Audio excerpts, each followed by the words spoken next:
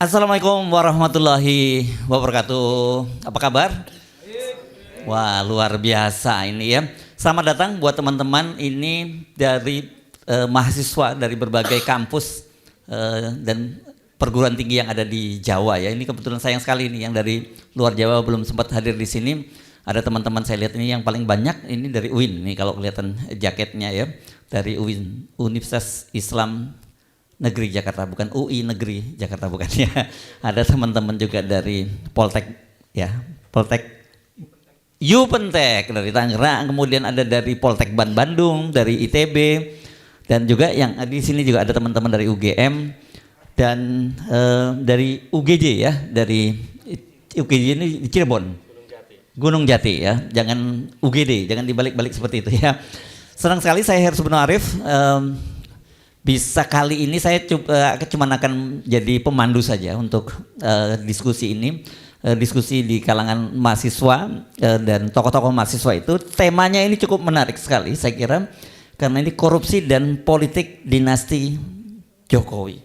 Wah, ini menarik dan di sini ada penyelenggaranya disebutkan bahwa Al-Maide, Aliansi Mahasiswa Indonesia untuk Demokrasi, ya, mirip-mirip Al-Maidah nih. Karena kan kalau Al-Maidah kita nanti ketemu ada yang kesleo lidahnya gitu dan kemudian bikin geger di Jogja, dan ada salah satunya ini yang sebenarnya bikin gara-gara juga hadir di sini ya.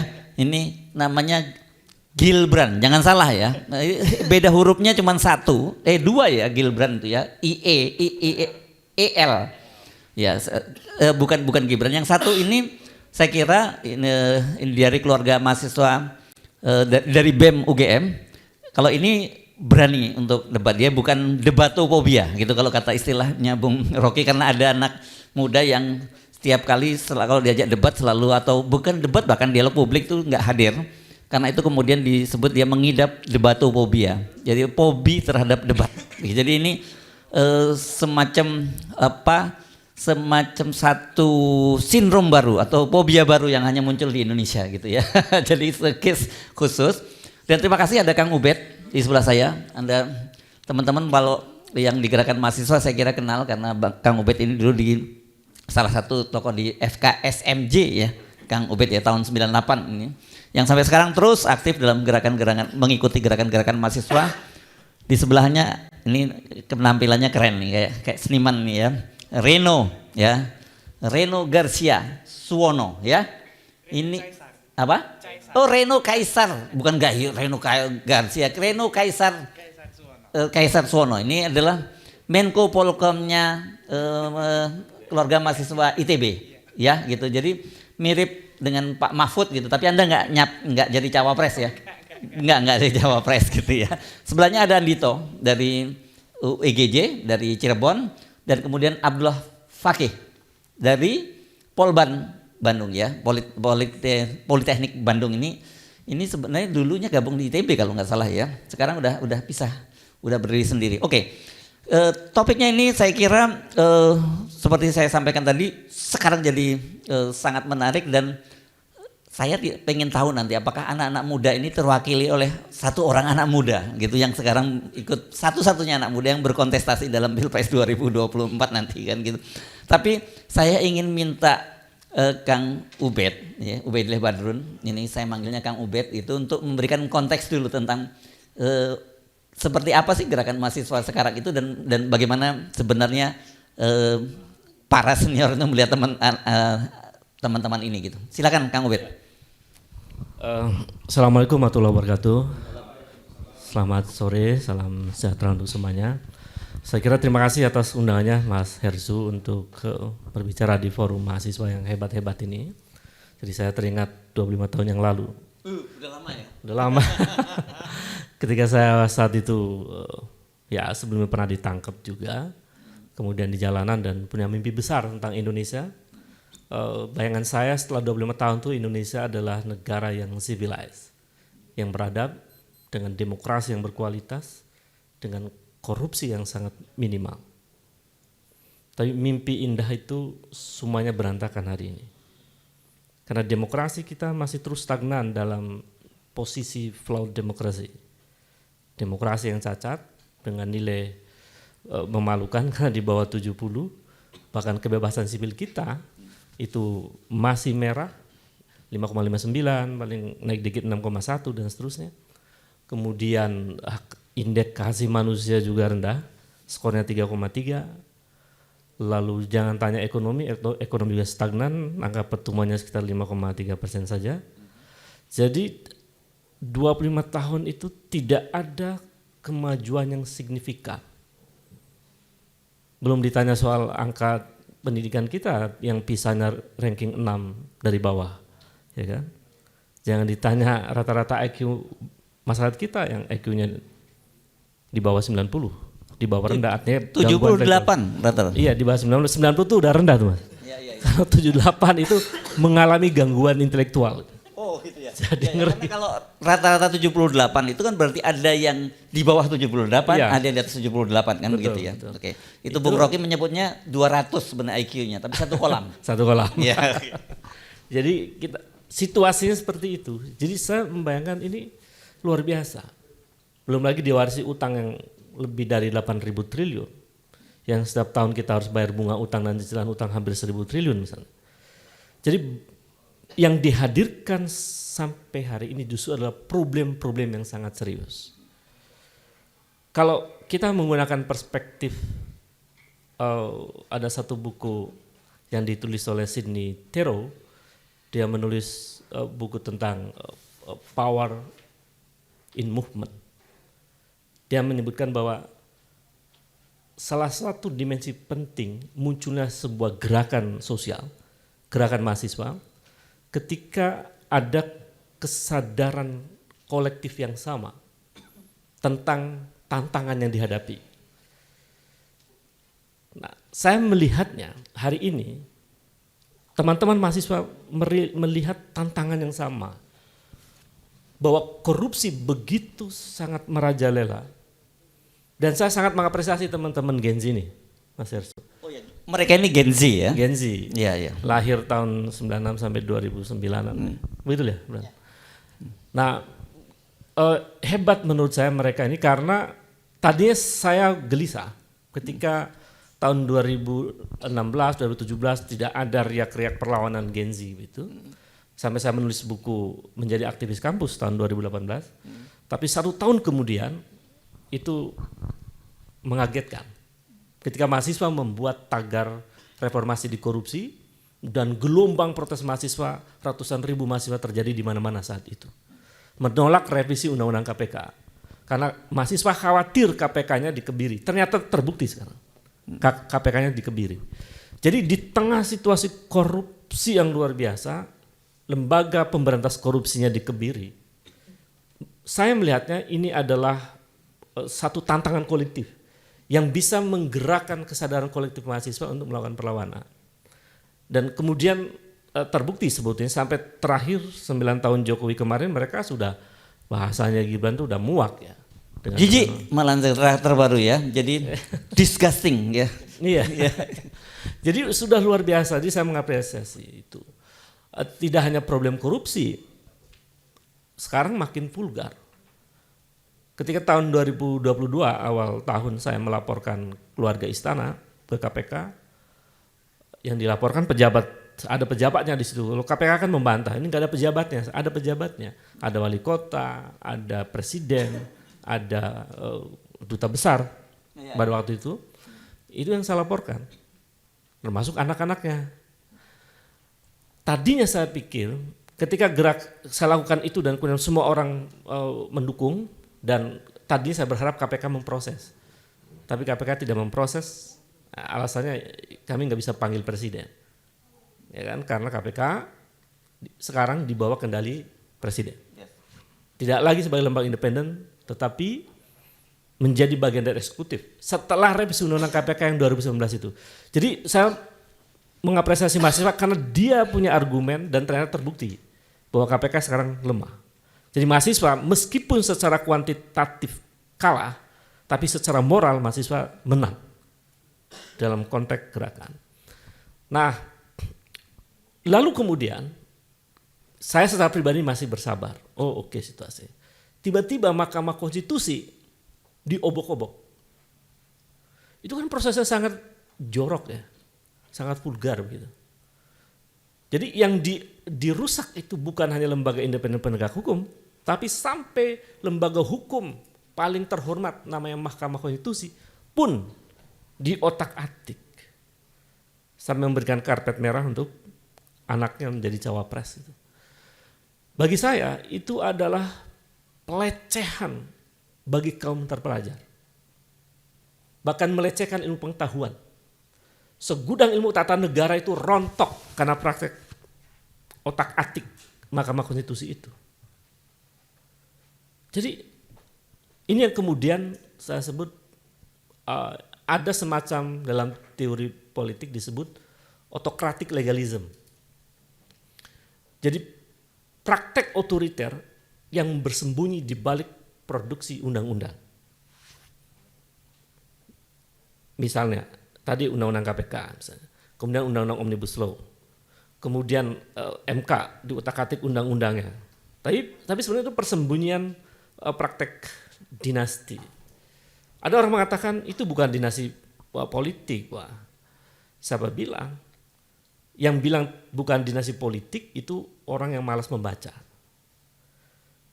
Penelitian terakhir dalam studi-studi politik terkait dengan dinasti itu sampai pada satu kesimpulan, ada model dinasti baru yang disebut dengan dynastic democracy. Itu bisa baca di jurnalnya Christoph Civerlot dan kawan-kawan. Bahwa dinasti yang bersembunyi di balik demokrasi, dia ikut elektoral. Tapi sebetulnya yang ikut adalah anaknya, yang ikut adalah istrinya, yang ikut adalah ponakannya. Terus terjadi. Dan puncaknya ketika sang presiden memberi karpet merah kepada anaknya. Itu puncak satu proses autocratic legalism yang terjadi di Indonesia sampai hari ini. Parahnya di Indonesia ini dinastinya lebih parah. Di Amerika tuh meskipun liberal begitu, Mas Hersu dan teman-teman mahasiswa, masih punya ada ruang etik di dalam politik itu.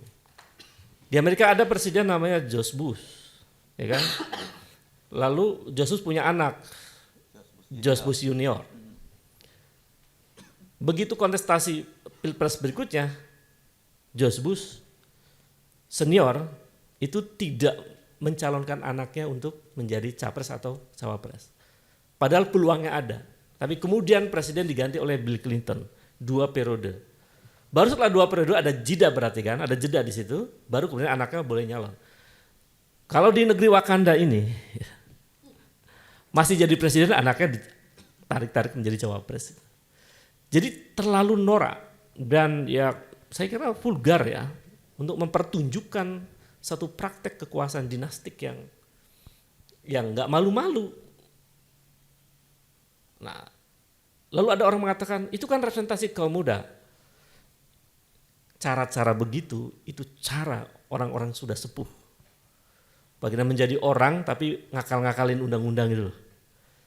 Apa benar itu representasi anak muda dengan sebuah proses yang cacat secara moral? Yang bilang cacat moral berat itu kan bukan saya. Tapi Profesor Jimli Asidiki melalui posisinya sebagai Ketua Majelis Kehormatan dari Mahkamah Konstitusi. Jadi saya melihat ini ada proses akumulasi yang kemudian oleh Tero bisa ditempatkan sebagai satu tantangan kolektif. Bahwa mahasiswa dihadapkan pada situasi buruk politik. Nah, apakah kemudian mahasiswa mampu mengambil peran dalam situasi persoalan yang sedemikian rusak? Kalau Thomas Friedman menyebut mungkin ini adalah the messy state, negara amburadul gitu. Undang-undang diobok-obok, Mahkamah Konstitusi diobok-obok, KPK diobok-obok, semua. Lalu apakah anak-anak muda diam? Ini kan pertanyaan penting. Padahal dalam sejarah selalu anak muda mengambil peran. Nah, saya bersyukur ada kawan-kawan mahasiswa ini. Ada Grilban, ada Reno, ada siapa? Adit, ada Abdillah dan Melki kabarnya mau datang tapi ternyata pesawatnya nggak ini ya, tidak sampai ke sini. Jadi ini bersyukur teman-teman Gen Z muncul tokoh-tokoh mahasiswa yang berani, ya, yang speak up mengatakan bahwa ya rezim ini sudah mengkhianati aspirasi rakyat. Nah, parahnya rezim ini mengabaikan aspirasi. Jadi luka kaum intelektual itu, kaum terpelajar itu terlalu dalam. Masih ingat 2019 ketika para ilmuwan datang ke istana untuk mengingatkan jangan membuat revisi undang-undang KPK. Bilangnya iya. Yang terjadi revisi terus berjalan. Waktu undang-undang Omnibus Law, para ilmuwan juga mengatakan secara kolektif, jangan buat undang-undang yang semacam itu. Itu merugikan generasi Z. Gen Z ini dirugikan oleh undang-undang Omnibus Law. Karena dengan undang-undang itu, di dunia kerja semuanya model kontrak yang Anda tidak punya pesangon yang menjanjikan dan seterusnya. Ilmuwan sudah mengatakan jangan lakukan ini membunuh generasi. Tapi jalan terus dengan pasal yang berubah-ubah 800 lebih itu dan disahkan buru-buru. Kalau di Undang-Undang Minerba, justru masa depan anak-anak muda-muda ini digadaikan, ya. Itu luar biasa. Ya. Jadi sebetulnya autocratic legalism ini merampas hak-hak teman-teman muda, merampas hak Gen Z dalam menjalani hidup yang lebih sejahtera. Padahal kekayaan alam yang ada di Republik ini sebenarnya sudah cukup untuk membuat Gen Z itu menjadi generasi terbaik di masa depan. Saya melihatnya ini ada semacam perampasan sistemik sebetulnya melalui autocratic legalism itu. Nah ini menurut saya adalah ruang yang memungkinkan teman-teman generasi Z, mahasiswa, mengambil peran. Saya kira kita bebas ya, berdiskusi, berargumentasi. Cuma saya mau mengatakan, dalam situasi yang ngaco ini, itu ada ruang kosong. Ada ruang kosong karena hampir tidak ada kepemimpinan anak muda dalam situasi yang kacau ini. Yang satu itu bukan pemimpin? Bukan ya. Oh, bukan. Gayanya sepuh ya kan. Oke. Misalnya kan, masa jadi ketua umum partai, caranya nggak sopan ya. Bilangnya sopan dan santuy, tapi ternyata nggak sopan itu. Saya cek tuh misalnya aturan partai itu di dalamnya ya. Anggaran dasar mereka saya periksa langsung hari itu juga. Ada di pasal 13, pasal 18. Ini ya, yang partai yang logonya mawar merah ya. Iya. Oke. Ya. Kita kasih inisialnya aja nggak? Iya, memperjelas. Oke, gimana Jadi, tadi? Saya cek tuh pasal-pasal aturannya. Jadi syarat menjadi pengurus pusat partai itu di DPP ya adalah kader partai dan ikut kaderisasi pelatihan tingkat nasional yang diselenggarakan oleh DPP. Ini nggak ada. Jadi bayangkan satu rezim kekuasaan yang menyampingkan aturan sejak awal dia berkuasa. Ini bahaya menurut saya. Ini contoh buruk dalam praktek politik anak-anak. Ini bukan nggak sopan lagi, tapi kurang ajar ya. Kurang ajar. Ya. Nah, saya lihat aneh, teman-teman pasti berpikir ini kok gampang sekali dia, ada apa? Jadi artinya menyepelekan regulasi dalam proses politik. Jadi saya menganggap anak muda yang mereka mengaku muda itu berdua itu ada bukan representasi Gen Z. Karena pasti Gen Z menolak praktek proses mendapatkan kekuasaan dengan cara-cara yang amoral. Kalau mereka representasi betapa buruknya masa depan Republik ini. Kalau mereka representasi itu menunjukkan bahwa anak muda itu boleh menghalalkan segala cara demi kekuasaan. Sedih saya. Mau dibawa kemana Republik ini? Praktek kekuasaan sekarang saya sudah rusak, ditambah lagi proses mereka dengan cara-cara buruk seperti itu. Jadi saya mengapresiasi teman-teman mahasiswa, ini kita belum bicara soal penderitaan anak-anak muda yang lain.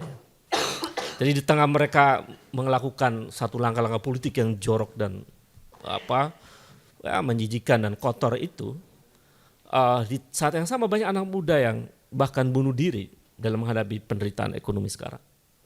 Ada seorang anak muda namanya Kristianto di Kalimantan. Dia bercerita kepada pamannya bahwa hari ini saya di PHK dan saya tidak mendapat pesangon, saya bingung mau kerja di mana lagi. Sementara dia ada beban ekonomi yang dia harus hadapi. Besoknya dicari-cari sama pamannya, kemana nih si kerja? Bunuh diri. Kisah-kisah ini tidak satu. Silakan cek, angka bunuh diri kita naik. Maksud saya, ada anak-anak muda yang bekerja keras ya, untuk menghidupi dirinya dan keluarganya. Di saat yang sama, ada anak muda dengan privilege-nya, dia dengan mudah mengeruk kekayaan dan masuk mengalami mobilitas vertikal dalam arena kekuasaan dengan karpet merah yang sangat mudah. Dan kemudahan itu dilakukan dengan memanipulasi hukum, melecehkan hukum, dan vulgar nggak malu-malu melakukan cara-cara buruk di dalam berpolitik. Saya kira itu tantangan kolektif teman-teman mahasiswa, dan biasanya kalau menurut Sini Terou, biasanya itu akan muncul solidaritas kolektif untuk melakukan semacam konsolidasi dan seterusnya. Saya membaca teman-teman berada pada episode itu. Mudah-mudahan Republik ini terselamatkan dengan teman-teman mahasiswa yang luar biasa, sangat mengapresiasi pada teman-teman mahasiswa yang terus bersuara, karena teman-teman lah yang akan merasakan masa depan. Terima kasih. Assalamualaikum warahmatullahi wabarakatuh. Warahmatullahi wabarakatuh.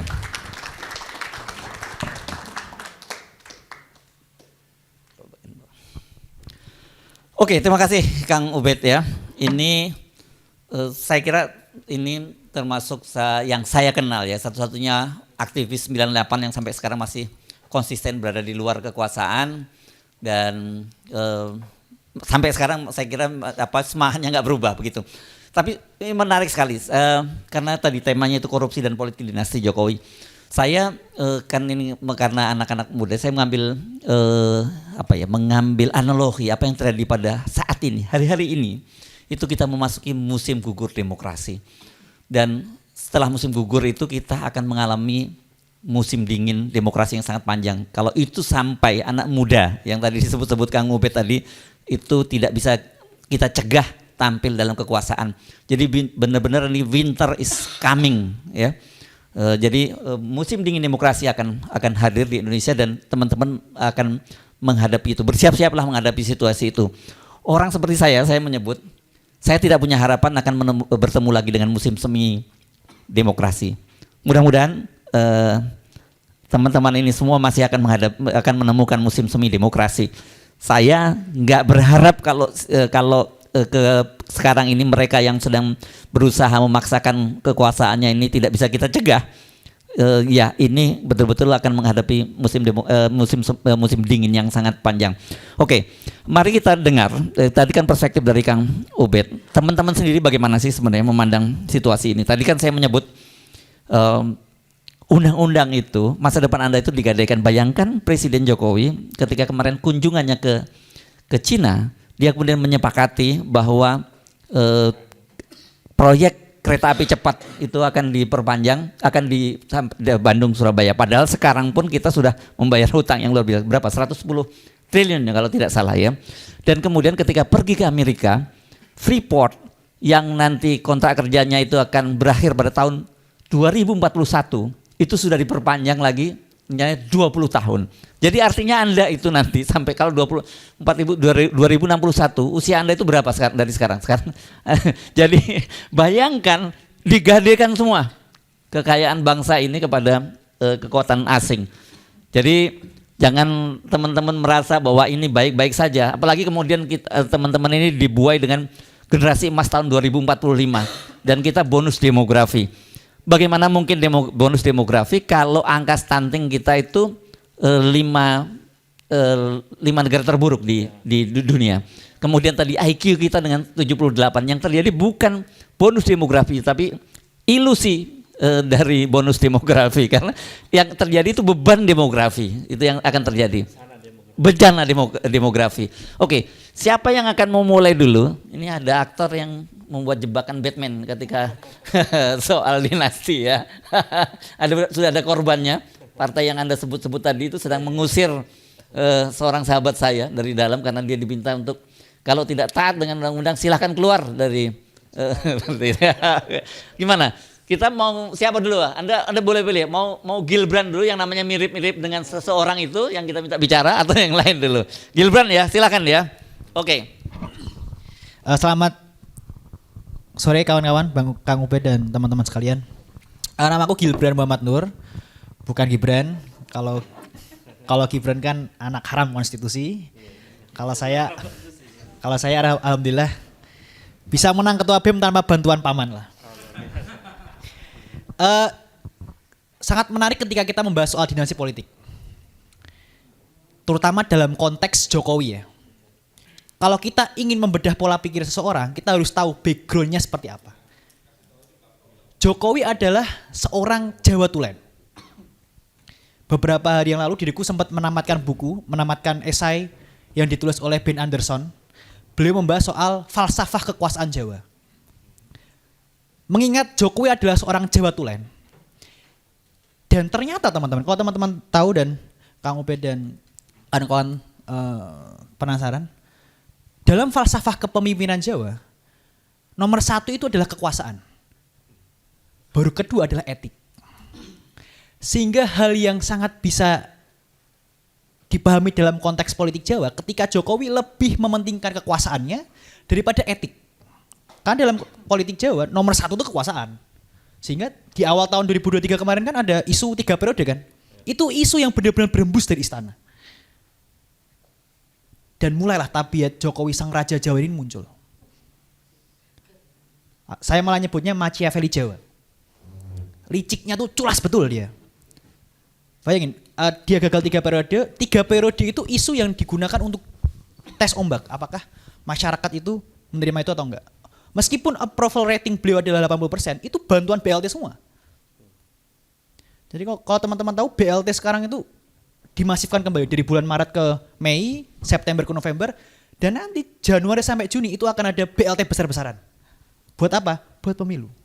Ya, diperpanjang ya. Diperpanjang, Bang. Tadinya sampai bulan Maret saja. Maret. Ya. Jadi artinya sebenarnya gini, kita bisa juga menduga berarti mereka sebenarnya nggak mungkin menang 1 putaran, berarti 2 putaran karena bulan-bulan Juni. Itu kabar baiknya begitu ya. Karena justru mereka dengan segala infrastruktur yang ada, mereka pun nggak pede untuk menang. Nah, setelah kita tahu pola pikir Jokowi ini seperti apa, dia adalah Raja Jawa, dia adalah Machiavelli Jawa, sehingga kita bisa mengcounter itu. Saya melihat bahwa orang ini sangat orang yang sangat culas. Meskipun satu alumni sama saya benar-benar jijik lah. Karena apa? Dia dengan senang hati mengutak-atik tanpa otak konstitusi Indonesia. Akan jadi presiden yang sangat hina, akan menjadi sebuah sejarah yang sangat hina ketika ada seorang capres dan cawapres, yang satu produk gagal reformasi, yang satu anak haram konstitusi, memimpin sebuah negara besar. Tapi sayangnya negara besar ini dipimpin oleh pemimpin yang otaknya kecil. Jadi saya rasa ini menjadi sebuah tantangan buat kita anak muda. Bahwa Raja Jawa ini mau nggak mau kita harus tumbangkan.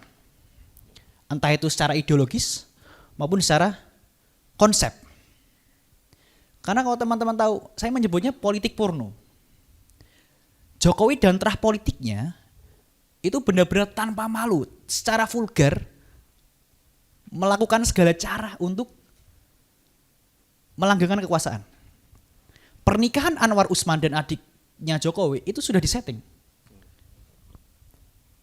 Kemudian beralih ke ini yang terbaru kan, penunjukan gubernur daerah khusus Jakarta itu kan dipilih oleh presiden. Buat siapa itu? Buat rahanya Jokowi lagi.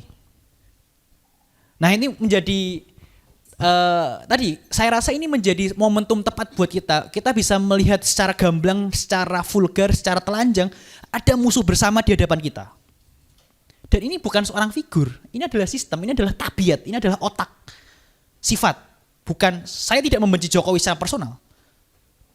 Saya membenci Jokowi dan terah politiknya karena secara sistem dan politik, secara ideologis mereka merusak sistem demokrasi kita. Tidak ada alasan untuk kita untuk berdiam diri.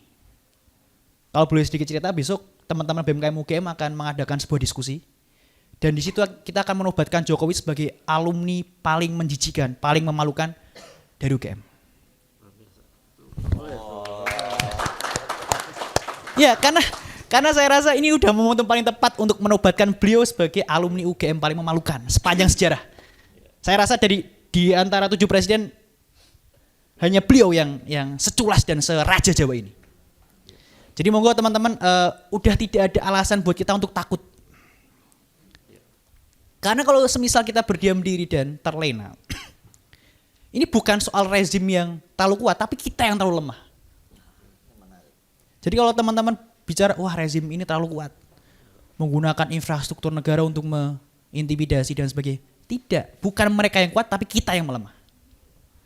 Kita udah melihat satu entitas musuh bersama teman-teman. Jadi saya rasa ruangan yang dingin ini bisa menjadi ruangan yang panas selepas agenda ini selesai. Kita bisa menebar api kemarahan di jalanan.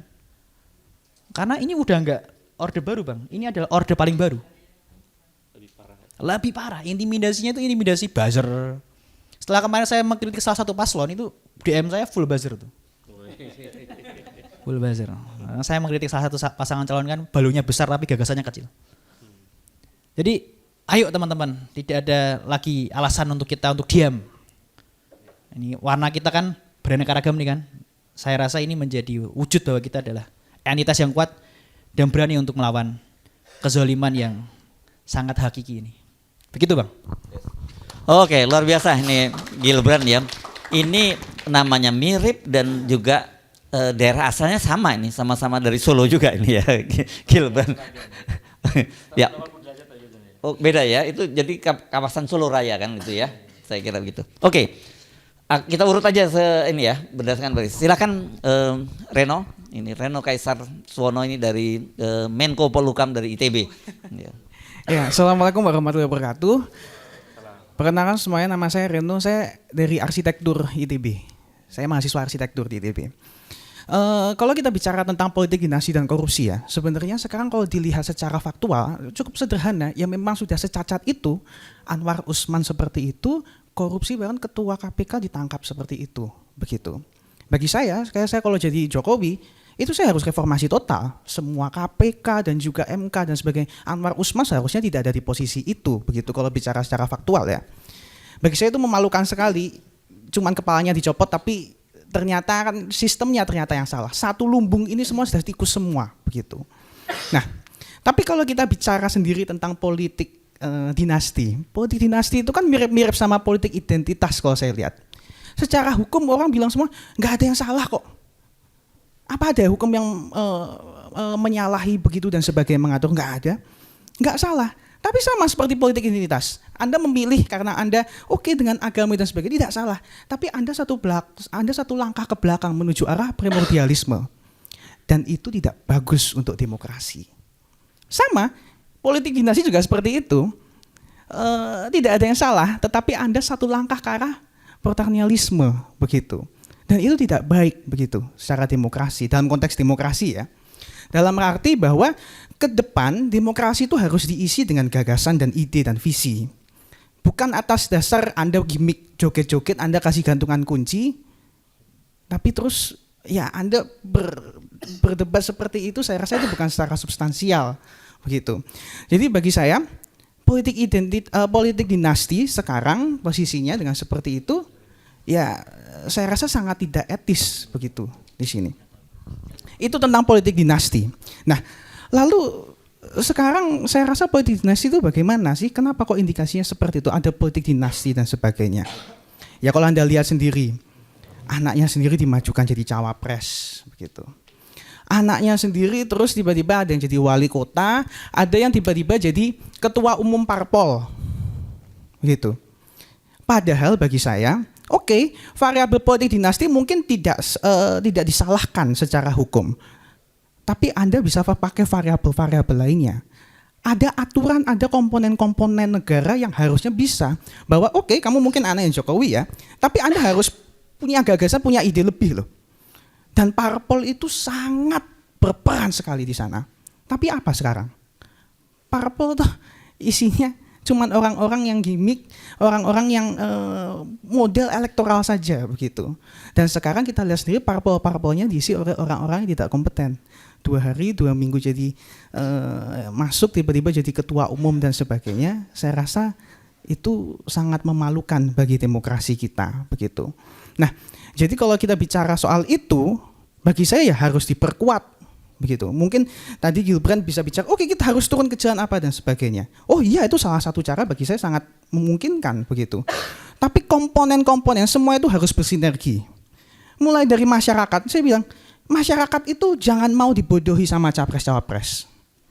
Jangan mau dibodohi oleh pemimpin-pemimpin yang cuma model-model biasa doang. Begitu. Anda harus pintar. Berapa sih orang-orang seperti yang mempunyai kapasitas, mempunyai kapabilitas untuk bisa memilih, oke, Anda dipilih karena Anda berdasarkan visi misi, begitu. Coba Anda tanya deh, berapa anggota dewan sekarang yang melakukan serangan fajar? Berapa sih yang nggak melakukan serangan fajar? Mungkin bisa dihitung dengan jari. Makanya saya ajak juga, masyarakat itu harus juga berkontribusi dalam hal sekecil itu. Mungkin memang turun ke jalan jadi salah satu opsi, tapi semua harus bersinergi. Mulai dari masyarakat, mahasiswa, hukum, partai politik. Jadi bagi saya ini luar biasa. Oh, Jokowi itu kan terkenal orang Jawa, kita biasa kan kalau orang Jawa itu sungkanan. Tiba-tiba gimana, enak nggak jalannya Pak Jokowi? Enak begitu kan, tiba-tiba dikasih ini dan sebagainya. Tapi saya kira semakin lama kok semakin frontal sekali, saya bilang begitu. Apakah ternyata kekuasaan se-addicted itukah, ternyata seracun itukah kekuasaan sampai buat orang seperti itu? Karena bagi saya tidak etis aja seorang anaknya sendiri begini dan sebagainya diangkat seperti itu. Apa sekarang gagasan visi misinya?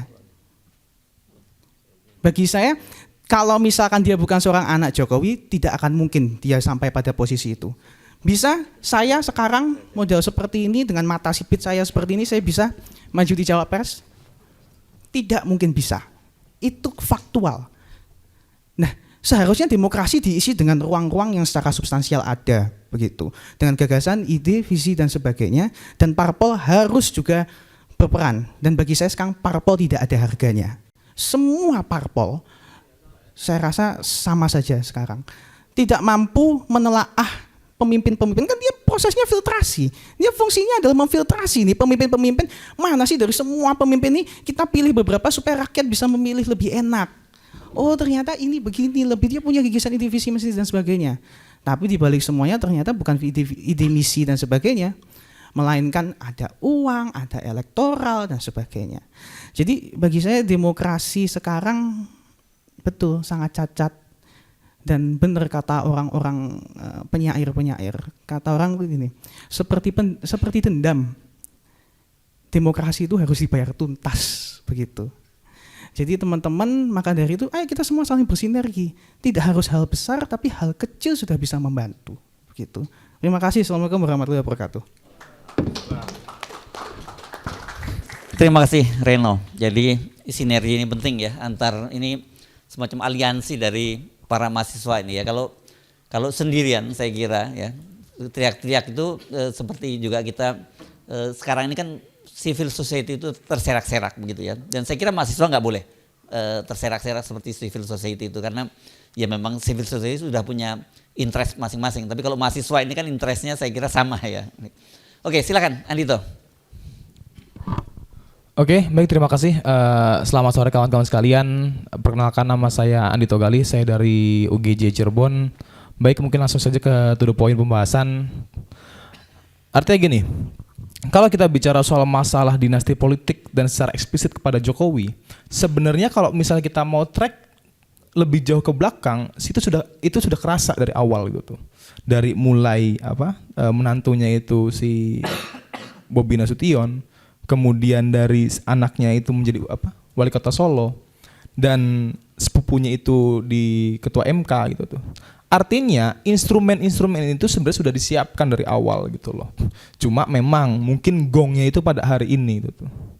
Jadi artinya kita sebagai mahasiswa ya mohon maaf, bahkan mungkin saya pribadi pun juga kurang aware dengan hal seperti itu. Apakah kalau dikatakan aware saja mungkin aware, tapi apakah ada tindak lebih lanjut? Mungkin belum sampai situ. Artinya instrumen-instrumen itu sudah dibangun dari awal oleh Pak Jokowi itu gitu loh. Nah kemudian mendekatilah kepada tahun pesta demokrasi, dan ini juga saya disclaimer juga, nanti tanggal 28 Desember akhir nanti dari UGJ yang mengadakan diskusi pemilu 2024 pesta demokrasi atau pesta oligarki. Oke, saya lanjutkan kawan. Artinya gini, artinya instrumen-instrumen itu memang sudah dibangun oleh Jokowi dari jauh-jauh hari sebelum mendekati pemilu 2024 gitu loh.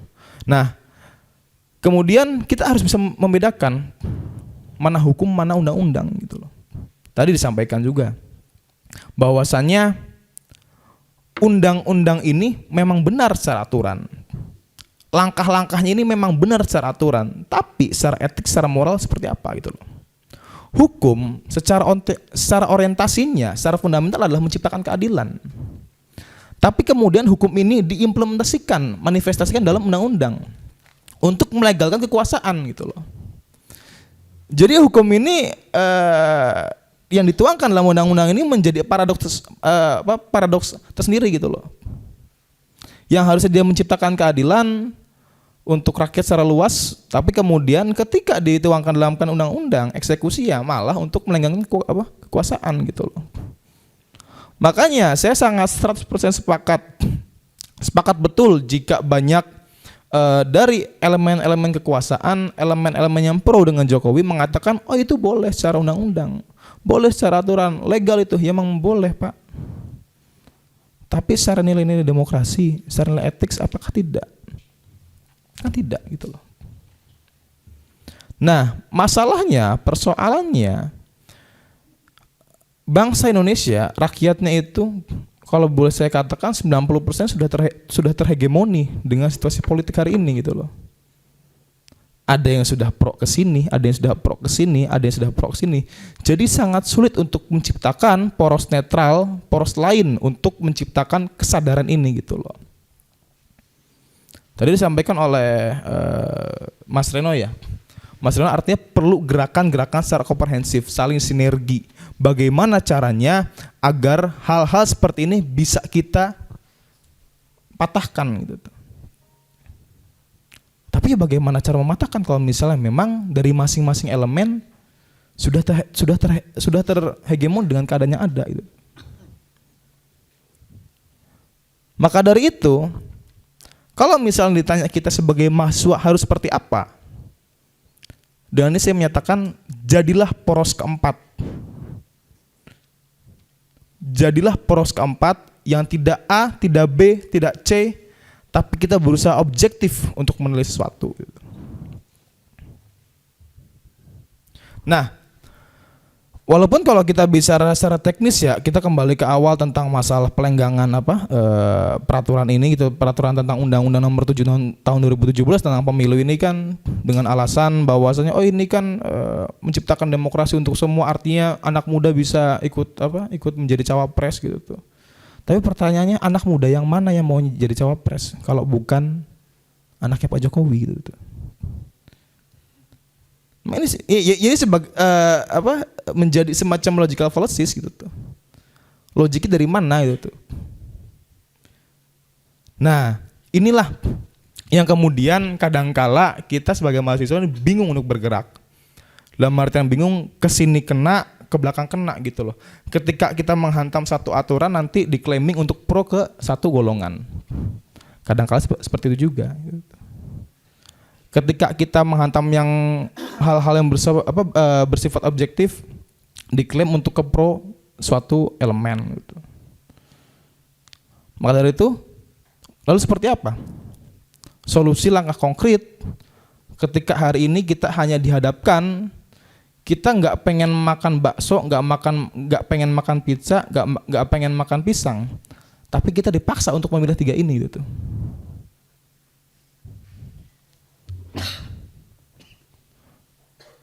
Solusi adalah di tengah situasi karut marut seperti ini,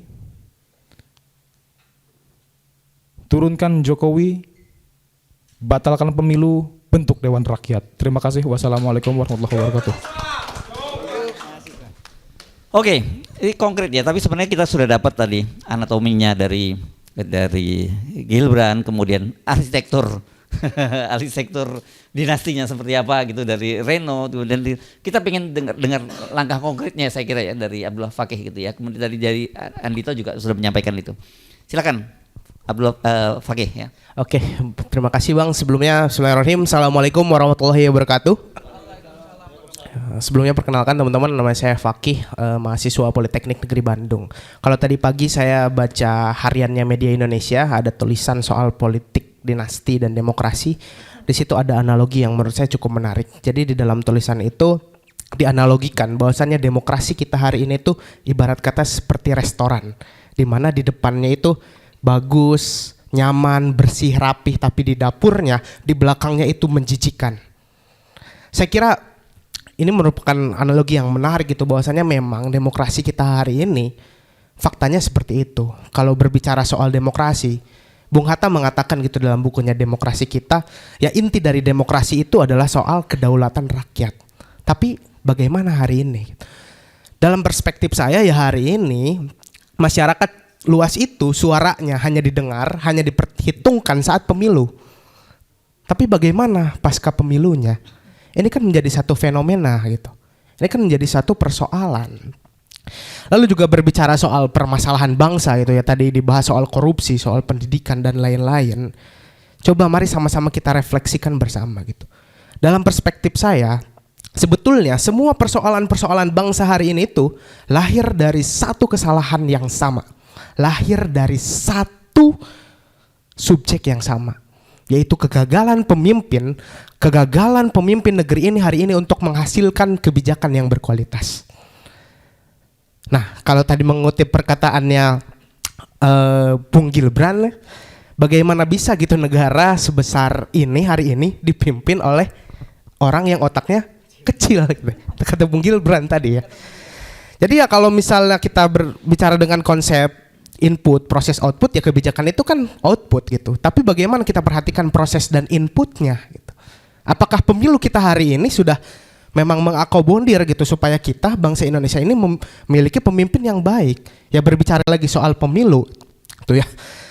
Tadi juga sempat disinggung gitu sama Mas Reno soal money politics ya. Saya kira memang praktik-praktik seperti itu ya sudah amat sangat sering terjadi gitu dilakukan oleh kontestan-kontestan pemilu. Ya kalau berbicara soal money politik, berbicaranya soal bab logistik, ya tentu dikhawatirkannya juga kentara gitu dengan persoalan KKN, korupsi, kolusi, nepotisme. Lalu juga yang ingin saya sampaikan adalah berbicara soal pemilu. Ya tadi soal praktik korupsi, kolusi, nepotisme, soal money politik, ya kita bisa lihatlah hari ini bagaimana sih pola-pola kampanye dari para kontestan pemilu gitu. Saya sebagai generasi muda hari ini jujur sedih gitu, jujur resah gitu. Kampanye itu dalam hemat pikiran saya harusnya kan menjadi momentum bagi para peserta kontestan pemilu untuk memberikan pencerdasan politik, untuk menyampaikan ide gagasannya kepada rakyat gitu. Tapi hari ini kan yang ditonjolkan gitu, yang diperlihatkan itu kan cuman joget-jogetannya, gemas-gemasannya. Sebenarnya nggak masalah buat saya mau dengan pola lucu-lucuan, gemas-gemasan bagi saya nggak masalah. Tapi tolong gitu, sisipkan juga nilai-nilai substansialnya, sisipkan juga nilai-nilai esensialnya gitu. Mau sampai kapan generasi kami dibodohi dengan cara-cara seperti itu? Bagi saya ini juga persoalan gitu. Lalu juga lain daripada itu, ya kalau berbicara soal korupsi hari ini, kita berpikir sederhana aja gitu. Gimana pemerintah mau nyelesain masalah korupsi kalau sekarang pemimpin lembaga pemberantasan korupsinya aja adalah orang yang bermasalah. Itu mungkin dari saya, terima kasih. Oke, buat Fakih. Jadi sebenarnya kalau saya jadi ketika menyimak 4 pembicara ini dari Gilbran, dari Reno, dari Andito dan juga Fakih tadi, saya jadi paham kalau kemudian Kang Obe tadi merasa bahwa ya ternyata yang pesimisme Kang Ubed selama ini terhadap gerakan mahasiswa itu memang terbukti apa ya, banyak kita salah menilai itu ya Kang Ubed ya, karena memang teman-teman ini kadang-kadang sindrom orang tua ya, sindrom orang tua itu merasa bahwa kok anak-anak sekarang nggak seperti kita ya gitu ya, padahal ya mereka ini punya mekanisme sendiri dalam berkomunikasi, karena cara-cara mereka berkomunikasi kan beda kan. Kalau dulu kita untuk ketemu, untuk mengkoordinasikan gerakan mahasiswa itu kan susah banget gitu ya. Boro-boro kita punya handphone seperti sekarang nggak bisa. Tapi teman-teman ini lihat media sosial tuh bisa terkoordinasi dengan waktu yang singkat bisa terjadi. Ini yang saya kira itu memberikan harapan. Tetapi itu tadi yang pertanyaan buat saya ya, sebelum ke teman-teman ya, sebelum ke yang menyampaikan itu, jadi konkretnya gitu ya. Teman-teman itu seperti apa yang inginkan? Karena kalau kita berharap pada, katakanlah misalnya begini, Pilpres sekarang ini betul ada 3 kontestan, betul kan gitu ya, dan terpecah itu pendukung pemerintah, ya ada yang lari ke 01, ada yang lari ke 02, dan ada yang terbesar di 02, yang dari 03. Tetapi kemarin ketika berlangsung pembahasan soal RUU inisiatif tentang daerah khusus Jakarta, itu menunjukkan bahwa kekuatan mereka ini, kekuatan kelompok-kelompok yang established ini masih terkonsolidasi gitu. Karena dari 8 fraksi yang ada di DPR, ternyata 9 fraksi yang ada di DPR, 8 semuanya menyepakati soal bahwa daerah khusus Jakarta itu nanti gubernurnya ditunjuk oleh seorang presiden. Pertanyaannya kan jadi ini anasir status quo, anasir kepentingan kelompok status quo itu masih sangat kuat di parlemen itu. Bagaimana teman-teman melihatnya itu? Bagaimana jalan keluarnya yang teman-teman bayangkan? Silakan, siapa yang akan mulai? Saya nggak akan nunjuk. Silakan langsung Anda yang punya gagasan, silakan. Ayo. Jangan tunjuk-tunjuk kan begitu disuruh ngomongin ya. Ayo, silakan. Gantian dari yang paling kiri paling. Iya. Ya. Kan teman-teman ngomong soal pemakzulan. Jangan kalau ngomong pemakzulan jangan dianggap makar ya. Pemakzulan itu konstitusional. Ya sah itu dilakukan itu. Nah, tetapi kalau Anda lihat DPR-nya ternyata sampai hari ini pun ternyata masih seperti itu, apa jalan yang akan dilakukan oleh teman-teman? Oke, baik, terima kasih. Sebenarnya begini, dalam perspektif saya, kalau dari secara historis saja, ya sebetulnya siapa sih yang membuat negara Indonesia? Yang membuat negara Indonesia itu kan bangsa Indonesia. Ada satu negara yang negara membentuk bangsa, tapi ada juga yang bangsa membentuk negara. Nah, kalau kita lihat di teks proklamasi atas nama bangsa Indonesia, itu artinya ya negara Indonesia ini dibuat oleh bangsa Indonesia. Lalu apa sih nilai-nilai yang ingin diwujudkan bangsa Indonesia untuk melalui negara Indonesia ini? Kan itu sudah jelas sebetulnya disampaikan di dalam pembukaan Undang-Undang Dasar, dari mulai ketuhanan yang Maha Esa sampai keadilan sosial dan lain-lain. Nah, kenapa bangsa Indonesia membuat negara Indonesia? Ya karena untuk mewujudkan cita-cita bangsa Indonesia itu. Bagi saya konkret saja, kalau sekarang negara Indonesia sudah tidak bisa mengakomodir kepentingan bangsa Indonesia, ya sudah, selesai. Cukup, terima kasih. Yes, oke. Siapa yang mau menambahkan? Gilbert, silakan. Ini pertanyaan menjebak nih dari Bang Hersun ya. Enggak, saya enggak kayak kamu ke adik deh. Itu bukan jebakan Batman Bang, tapi mengetes Ngetes kelas ya. sejarahnya Bang Ade. Iya. Ini pertanyaan yang saya rasa cukup menjadi keresahan saya juga. Karena gini, oh ternyata oposisi politik yang sekarang ini terlihat sangat kontradiktif. Ini kan ada 3 kubu kan. Kelihatannya mereka sangat berlomba-lomba menyampaikan visi misi, berlomba-lomba saling menegasikan satu sama lain, berlomba-lomba saling merangkul suara. Tapi pada kenyataannya mereka punya satu background yang sama. Yaitu apa? Oligarki.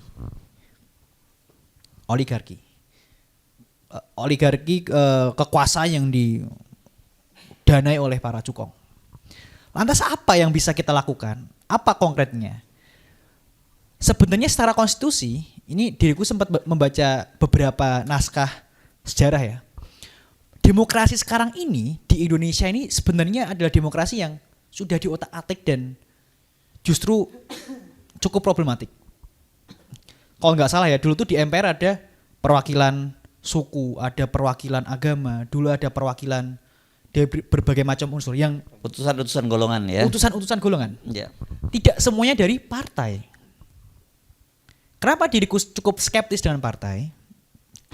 Karena sekarang berkaca dari fenomena Jokowi, ada entitas yang lebih besar daripada partai, yaitu adalah figur.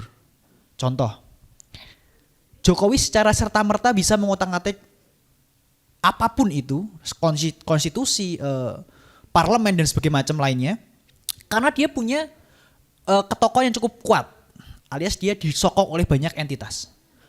Pun dengan individu-individu lain, kayak misal sekarang kita lihat di Kaisang. Menjadinya Kaisang menjadi ketua umum partai PSI hanya dalam kurun waktu 2 hari, itu menunjukkan bahwa partai lebih kecil daripada individu. Dan itu adalah kegagalan demokrasi. Karena fungsi ideal partai adalah mencetak kader. Tapi pada praktiknya cukup kontradiktif. Jadi apa yang bisa kutawarkan atau saya tawarkan, ya kita harus kembali kepada konstitusi kita yang lebih awal. Legislatif itu tidak hanya sebatas dikuasai oleh partai-partai nir gagasan, nir ideologi.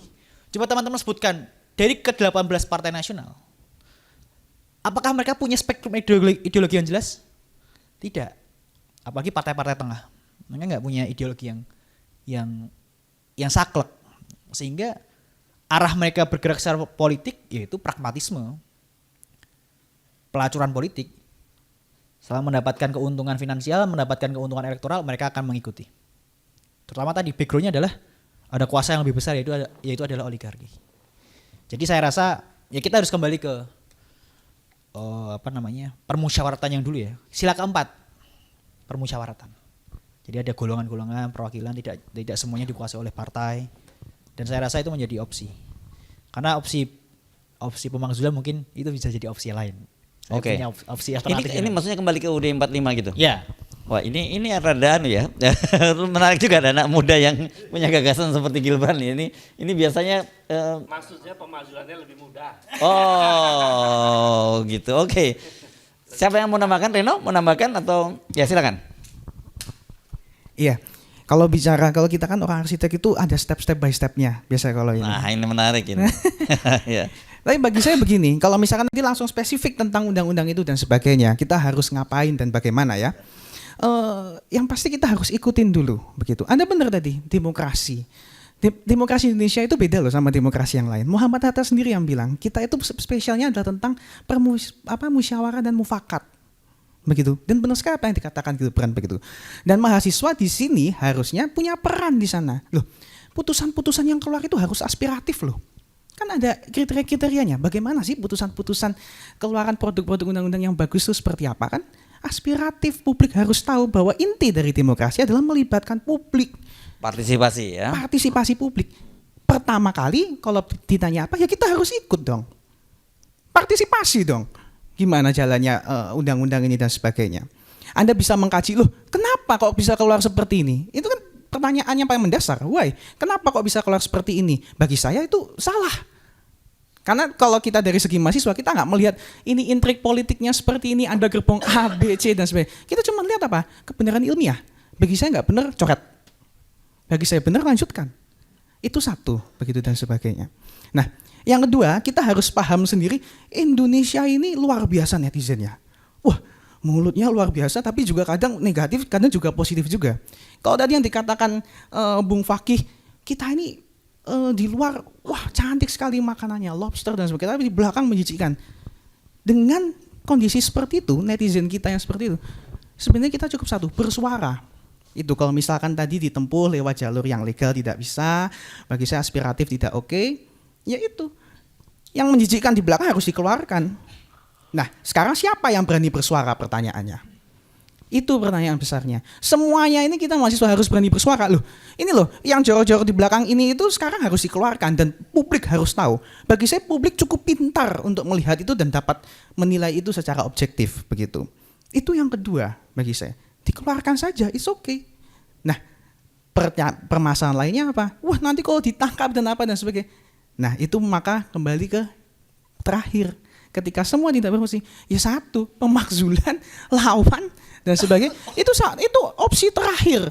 Tapi betul begitu. Kalau misalkan opsi 1, 2 tidak bisa, bagi saya lawan cuman jadi satu-satunya opsi yang harus dilakukan terakhir begitu. Makasih. Oke, terima kasih. Andito, saya tambahin dikit kalau Andito. Anda percaya bahwa proses elektoral ini nanti itu akan menghasilkan kepemimpinan yang baru dengan cawe-cawe yang luar biasa seperti sekarang? Ayo silakan. Andito kan yang belum ya? Iya, silakan. Oke. Artinya gini ya. Apakah nanti proses elektoral ini ya ke depan akan berjalan baik dengan cawe-cawe yang hari ini sudah sangat vulgar ya, Bang? Ya. Artinya bisa nggak sih nanti kalau misalnya seandainya entah dari 1, 2, 3 yang jadi nih bisa murni independen bawa kepentingan rakyat gitu. Walaupun ya memang arahnya tadi ke sesuai amanat undang-undang UUD, memang pemakzulan tuh dijamin undang-undang sih, Bang, memang ada. Ya. Ya, jadi jangan ngomong sungkan soal pemakzulan, seolah pemakzulan itu kata yang tabu. Enggak, itu konstitusi mengatur seperti itu gitu. Sama juga dengan konstitusi mengatur kalau ketika seorang presiden itu mangkat, meninggal dunia, berhalangan tetap atau mengundurkan diri, yang mengganti adalah wakil presidennya gitu loh ya. Betul. Iya sih, Bang. Oke. Kenapa kok jadi speechless? Agak loading dulu tadi sebenarnya. Tapi gini, kalau misalnya tadi bicara soal masalah RUU tadi ya bicaranya ya, tentang yang di daerah khusus Jakarta tadi ya. Itu hanya fenomena, fakta, bukan fenomena, fakta ya, menunjukkan gitu bahwa sebenarnya parlemen itu masih dikuasai sepenuhnya oleh kelompok-kelompok ini gitu. Kendati dalam pilpresnya mereka sekarang terbagi dalam 3 kandidat. Itu sebenarnya yang saya ingin sampaikan. Sebenarnya gini, Bang. Kalau bicara pengadvokasian, pembelaan, terutama juga bukan hanya secara personal ya, dalam artian personal ketika ada seseorang membutuhkan bantuan dan lain-lain, tapi juga dalam rangka untuk mengadvokasi satu produk perundang-undangan, itu kan memang dibagi secara litigasi dan non litigasi, secara mekanismenya gitu loh. Secara litigasi mungkin jelas gitu loh, di Undang-Undang Dasar 1945 di pasal 24 kalau nggak salah tentang kekuasaan kehakiman gitu loh. Artinya ketika misalnya ada produk hukum yang tidak sesuai dan lain-lain, itu MK berhak untuk menguji undang-undang di bawah Undang-Undang Dasar gitu loh. Anda masih menyebut MK nih? Anda masih percaya MK itu bisa dipakai? Mekanisme. Okay. Itu prosedural ya? Prosedural, normatifnya seperti itu gitu loh. Walaupun pada akhirnya apakah ketika prosedural ini ditempuh bisa tetap sesuai dengan rakyat inginkan? Tidak juga itu tuh. Kalau misalnya kita bicara produk hukum, jangankan sebelum masuk ke MK, saat sebelum jadi produk hukum juga Undang-Undang Nomor 12 Tahun 2011 tentang P3, peraturan pembentukan peraturan perundang-undangan itu loh. Itu dijelasin harus berasaskan keterbukaan, keadilan, demokrasi dan lain-lain gitu loh. Cuma kan memang hal ini tidak ditempuh. Artinya secara sistem kalau bicara normatif nggak ada yang salah. Tapi pengaplikasiannya, pengeksekusian tadi yang saya sampaikan di awal gitu loh. Memang ada upaya-upaya lebih lanjut, upaya-upaya lebih tajam, upaya-upaya lebih vulgar sehingga si aturan ini diotak-atik seenaknya saja gitu loh. Jadi artinya mungkin instrumen-instrumen lain dengan propaganda baik di media maupun di lapangan gitu loh bisa kita lakukan. Tapi selalu deadlock gitu tuh. Kalau kita lihat berapa kali gerakan mahasiswa selalu deadlock. Undang-undang KPK kebobolan. Kemudian Omnibus Law kebobolan. Apalagi? Jadi berapa kali memang gerakan kita kalau secara normatif selalu kebobolan terus gitu loh. Perlu ada instrumen baru, gerakan baru, inovasi baru sehingga hal-hal seperti ini bisa kita dobrak gitu tuh. Ya mungkin tadi udah saya sebutin di awal ya Bang ya, instrumennya ya, nggak perlu saya sampaikan lagi sini. Nggak perlu disampaikan.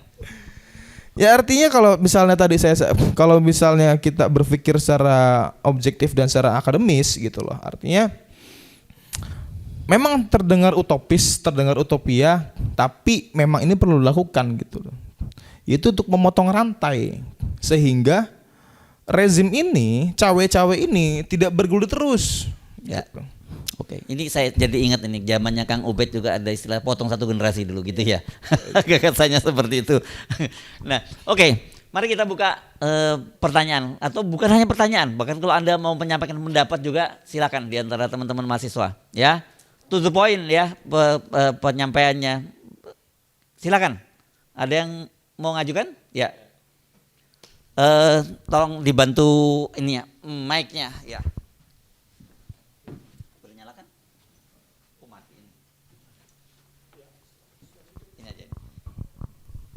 Oke, langsung kan ya, sebut nama Anda, kampus Anda, dan kemudian usulan Anda atau pertanyaan Anda apa?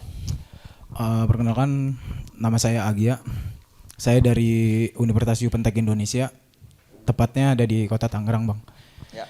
Mungkin langsung aja ya to the point. Mungkin Bang Ubed bicara tentang 98 itu adalah pelaku sejarah saat itu. Cuman maksud saya begini, harapan di saat itu kan ada, yaitu untuk meminimalisir angka korupsi. Cuman yang terjadi saat ini kita semua tahu, teman-teman semua tahu, bahwasanya angka korupsi bukan semakin tipis, akan tetapi semakin membengkak. Ditambah lagi dengan permasalahan si pelaksana justru keterlibat.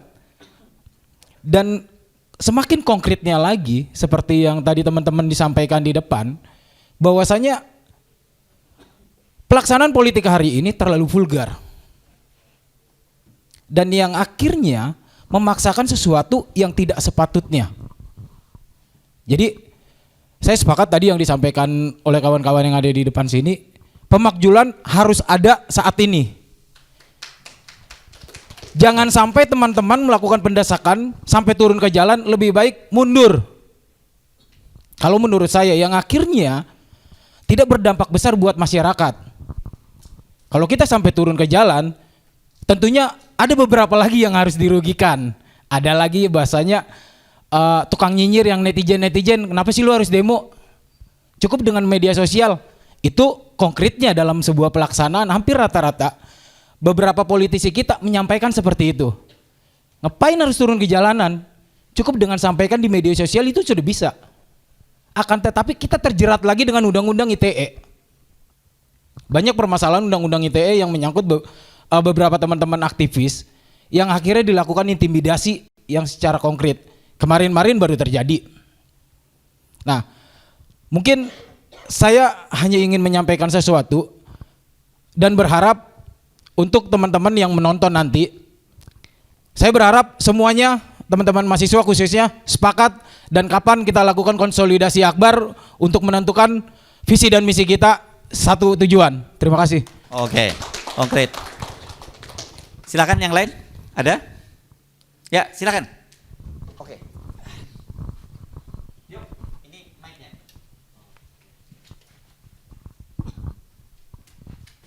Silakan nama, kemudian dari kampus mana dan apa ini ya? Oke, sebelumnya perkenalkan nama saya Muhammad Sofyan Apis dari Win Syarif Hidayatullah Jakarta. Di sini saya tadi menyimak beberapa poin ya, sempat disinggung tentang politik dengan uang, politik dengan sembako gitu. Nah di sini yang perlu jadi PR untuk kita mahasiswa ini, atau mungkin di sini saya mewakili rakyat kelas bawah ya, alias ya sebut aja miskin lah ya. Nah di sini yang di depan ini berbicara untuk rakyat yang mana gitu.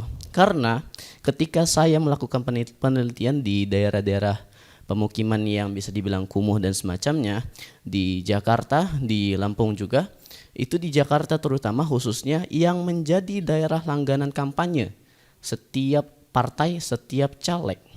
Itu yang mereka katakan apa? Setiap partai yang di sini itu membawa apa, maka dia akan kita pilih. Ada lagi yang bilang apapun yang mereka bawa akan kita terima, tapi gagasan mereka ada juga yang bisa diterima, atau memang caleg ini itu dekat dengan masyarakat secara betulan.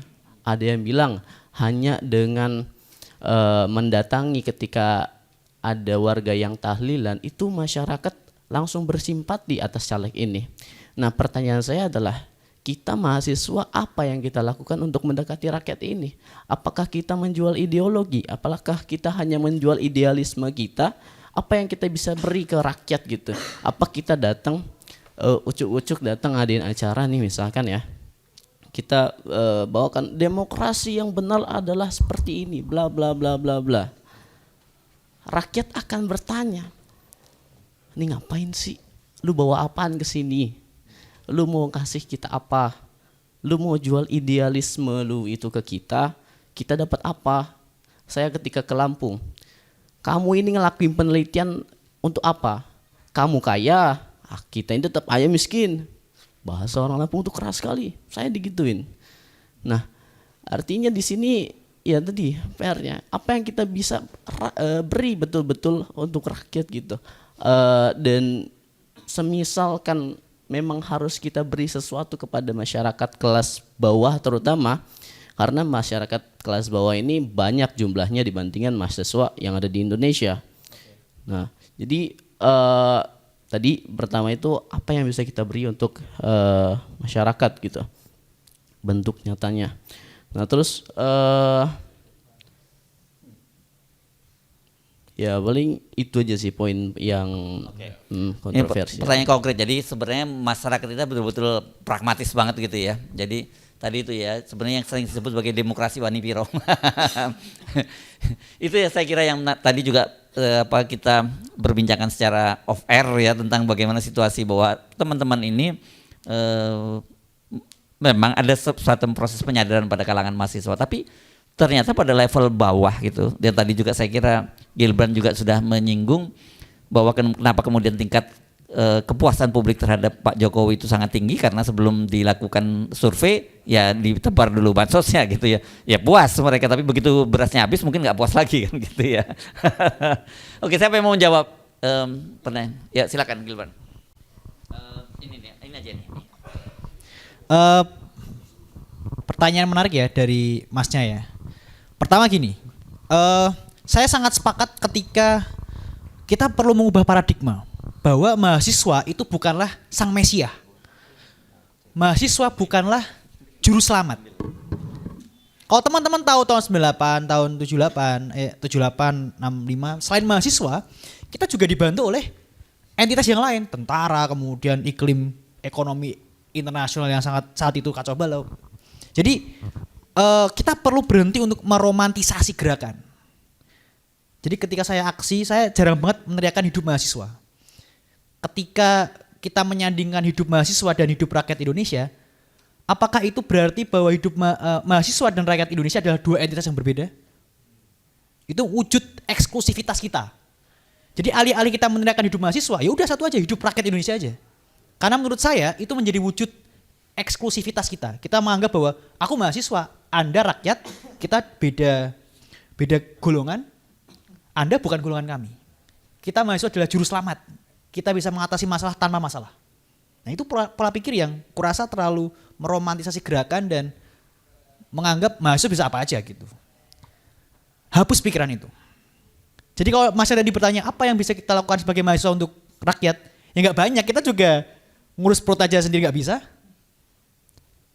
Jadi jangan men-setting poin kita adalah settingan yang tinggi bahwa mahasiswa harus turun ke rakyat, harus mengenyangkan perut mereka setiap hari, nggak bisa. Kita perut sendiri kita aja nggak kenyang setiap harinya kan. Jadi saya khawatir bahwa itu adalah sistem sebenarnya. Pemerintah, saya curiga, pemerintah itu dengan sengaja membuat masyarakatnya bodoh. Dengan sengaja menciptakan indeks pengembangan manusia yang rendah. Buat apa? Itu adalah ceruk suara mereka. Gitu. Tadi kan saya sampaikan bahwa ketika mau survei mesti akan ada BLT yang turun. Apakah pemerintah secara konkret memberikan bantuan, dalam tanda kutip bantuan ya, yang komprehensif? Sebenarnya pemerintah bisa, cuma mereka nggak mau. Political willingnya nggak ada. Karena mereka sadar betul bahwa masyarakat yang bodoh adalah masyarakat yang menjadi ceruk suara mereka. Jadi apa yang bisa dilakukan oleh mahasiswa? Desak para politisi untuk jangan menjadikan masyarakat sebagai ladang suara. Desak pemerintah agar mengentaskan kebodohan publik. Karena saya sadar betul ini kayaknya pemerintah justru merawat kebodohan publik. Sengaja mereka tuh. Agar apa? Agar setiap 5 tahun sekali mereka datang ke desa yang sama, ngasih BLT, kepilihlah mereka. Padahal dana yang mereka punya, APBN itu gede banget kan. Itu bisa digunakan untuk sekolah gratis. Teman-teman kalau misal tahu ya, kuliah itu bisa gratis. Setiap tahun pemerintah hanya menyiapkan 65 triliun. Itu angka yang kecil dibandingkan APBN kita. Tapi kenapa pemerintah nggak mau?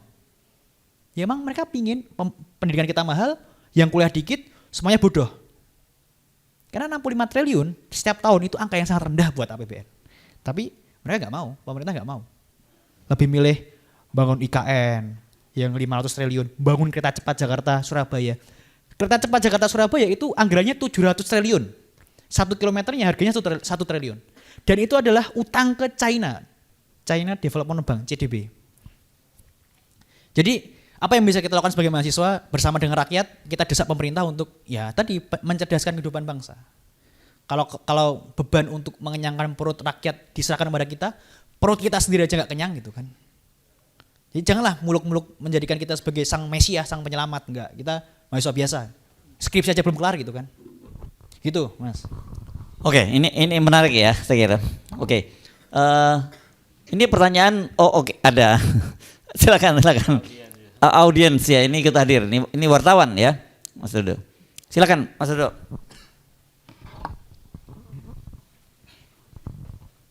Ini wartawan atau politisi? Makasih, Mas Serju. Hari ini wartawan. Oke. Di rumah saya politisi. Saya nggak bertanya, saya memberi deskripsi apa yang saya alami aja, dan ini saya rasa bisa menjadi semangat untuk seperti tadi disampaikan Mas Gibran untuk segera mengakhiri Jokowi sebelum pemilu 2024. Jadi yang dijaga Jokowi hari ini itu supaya dia tidak diturunkan di tengah jalan. Karena kalau dia diturunkan di tengah jalan, bagi orang Jawa itu wirang. Wirang itu malu yang amat sangat yang tidak terampuni. Jadi Jokowi sekarang tugasnya hanya bertahan sampai 2024 dan pemilu sukses. Tugas kita jangan sampai 2024. Pemilu sukses itu apa maksudnya? Berjalan dengan lancar. Bukan Gibran jadi calon wakil Dan ya tentu saja itu. Pemilu lancar dan Gibran jadi wapres. Karena kalau pemilu sukses itu kan bisa aja pemilu secara adil, fair, siapapun yang terpilih, Oh itu kan iya, sebenarnya sukses ya. bukan itu maksudnya. Jadi saya Widodo namanya, caleg dari PAN Kabupaten Bogor. Kalau ada yang di Kabupaten Bogor boleh pilih saya nanti. Pasti ada perubahan. Bukannya mendukung Gibran? Tidak, saya frontal sama partai, saya dukung Amin. Jadi gini, Mas Hersu, Kang Ubed, sama teman-teman mahasiswa. Jadi pengalaman saya beberapa bulan ini, bagaimana pemilu ini begitu buruk dan menjijikkan ya. Jadi kalau kita datang ke dapil, datang ke masyarakat yang di ganggang, di perkampungan, itu pertama yang ditanya memang bawa apa dan wani piro. Oke, kita sudah bawa oleh-oleh ya, ada sajadah, ada kerudung, ada beras, ada macam-macam. Itu karena syarat untuk kelonuwun masuk ke wilayah situ. Apakah itu ormas, apakah itu kelompok kontrakan, pedagang dan lain sebagainya. Oke, begitu saya mundur, yang lain diterima juga. Semua begitu. Akhirnya saya tanya, kamu nanti milih siapa? Nanti di hari H ada serangan fajar. Yang terbesar yang akan dipilih. Tetapi di samping itu memang masyarakat kita memprihatinkan. Dengan menerima beras 1 kilo itu udah buat mereka lega sekali. Paling tidak bisa bertahan 3 hari lah, 3 hari, 4 hari untuk mereka, anak-anaknya dan lain sebagainya. Dan kondisi realnya seperti itu masyarakat kita. Nah, jadi ongkos politik untuk menjadi anggota DPRD Kabupaten tingkat 2 itu 500 juta.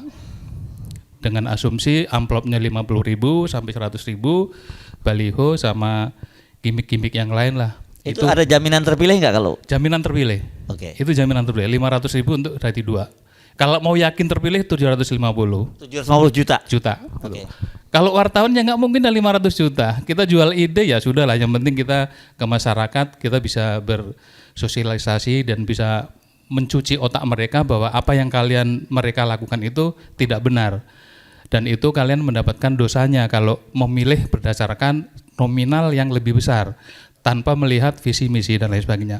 Itu saja Kang Ubed. Saya ingin mempesen supaya mempercepat aja penurunan itu supaya wirang Jokowi. Terima kasih. Oke. Ini saya ingatkan ya Mas Dodo, ini akan ditayangkan loh ya. Siapa itu yang penting. Oke. Ada yang lain karena tadi itu lebih pada masukan. Yuk silakan. Sebutkan nama dan juga dari mana. Baik, selamat sore kawan-kawan. Perkenalkan nama saya Ari Sifikdansyah dari Universitas Swadaya Gunung Jati Cirebon. Sebenarnya yang saya tangkap pada pembicaraan hari ini atau poinnya ya, poin penting adalah terkait tentang mencerdaskan kehidupan bangsa. Dan parpol, saya sepakat dengan Bung Gibran bukan Gibran, ada di ideologi partai. Jadi sebenarnya partai itu atau partai politik itu mempunyai tanggung jawab untuk memberikan kesadaran politik terhadap masyarakatnya. Tadi Bang Dodo ya namanya.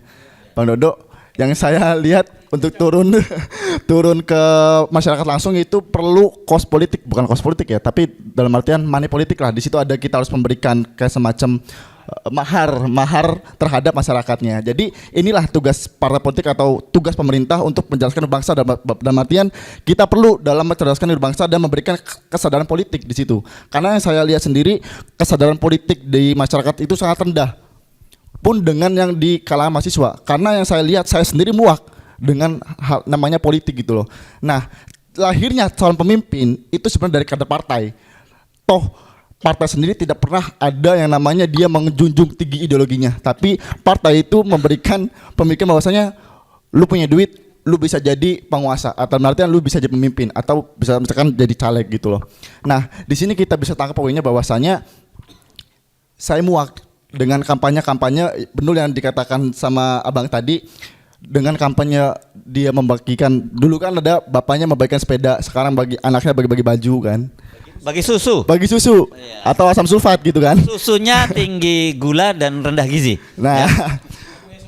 Terus saya juga muak dengan para caleg ataupun capres atau cawapres dengan berkampanye menggunakan konser-konser musik ataupun memang acara-acara rakyat gitu loh. Yang saya butuhkan untuk para calon pemimpin adalah kita butuh mereka untuk menyebarkan visi, misi dan gagasannya.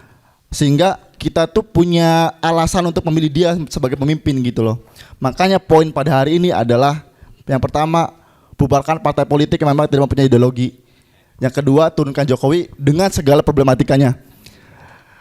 Kenapa saya bubarkan partai politik? Karena muara dari semua permasalahan Indonesia, contoh korupsi, itu ada di partai politik. Kalau misalkan memang partai politik tidak bisa memberikan kader-kadernya pemahaman terkait tentang politik ataupun cara gimana menjalankan pemerintahan, ya apa? Sekarang kan banyak partai politik yang diisi oleh para influencer, ada para penyanyi, artis ataupun lainnya dengan joget-joget dan gemonya dengan yang lainnya. Itu menurut saya hal yang bodoh gitu loh. Seharusnya calon pemimpin itu memberikan visi misi dan gagasannya. Jadi poin yang akan saya sampaikan pada hari ini adalah yang pertama bubarkan partai politik, yang kedua adalah turunkan Jokowi. Dan saya menunggu undangan dari kawan-kawan terkait tentang konsolidasi akbar.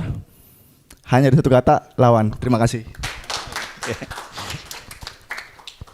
Saya termasuk orang yang sebenarnya mesti ngomong jujur ini ya Bang Ubed, Kang Ubed, mengkampanyekan agar generasi muda ini jangan anti dengan politik gitu. Karena memang politik itu kan sebenarnya semacam tool saja. Kalau di tangan orang-orang yang baik itu akan menghasilkan kebijakan yang baik juga buat publik. Kalau di tangan orang jahat itu menjadikan politik itu menjadi jahat. Tapi memang realitanya yang ada hari ini, saya mesti ngomongin jujur, kebanyakan orang jahat yang ada di kekuasaan itu, di politik itu. Ini memang agak jadi dilematis gitu. Dan dengan cara begitu saya tadi mikir-mikir, ini jangan-jangan teman-teman mahasiswa ini lama-lama nanti jadinya malah jadi kelompok anarko gitu ya, karena memang tidak percaya dengan berbagai institusi yang ada. Coba Kang Ubed bantu saya untuk memahami soal ini. Nanti teman-teman juga bisa menambahkan ya. Kita bebas ya. Saya mulai dari sebuah pertanyaan. Apakah pemilu ini berjalan sesuai dengan aturan yang seharusnya dengan idealisme demokrasi? Ketika ketua pemilunya sejak awal ketua KPU sudah cacat moral. Yang menyebut cacat moral itu adalah DKPP, Dewan Kehormatan Penyelenggara Pemilu. Itu peringatan keras. Kalau sekali lagi melakukan pelanggaran, diberhentikan ketua KPU ini. Jadi penyelenggara pemilu sejak awal sudah cacat. Yang kedua, dalam pemilu itu ada wasit. Wasit pemilu, perkara pemilu itu akan diadili oleh Mahkamah Konstitusi. Problemnya sejak awal wasitnya cacat moral. Coba Anda bayangkan.